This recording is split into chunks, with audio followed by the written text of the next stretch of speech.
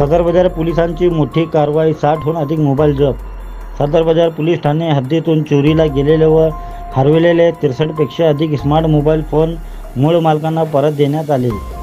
Police उपायुक्त परिमंडळ विजय कबाडे, वरिष्ठ पोलीस निरीक्षक तानाजी लकडे यांच्या उपस्थितीत सुमारे 9,57,000 रुपये किमतीचे 63 मोबाईल परत करण्यात आले।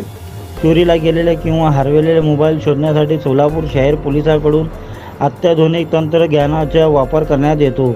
त्यामुळे अनेक मोबाईल परत मिळविण्यास आणि गुन्ह्याची उकल होण्यास मदत होत आहे, अशी माहिती पोलीस उपायुक्त परिमंडळ विजय कबाडे यांनी दिली आहे।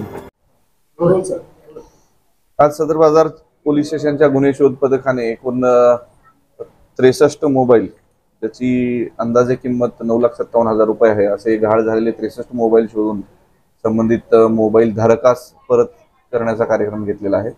यामध्ये प्रामुख्याने बाजाराच्या ठिकाणी, गर्दीच्या ठिकाणी, बाजारपेठेमध्ये किंवा इतरत्र पडून गहाळ झाले अशा स्वरूपाच्या तक्रारी यांच्या होत्या।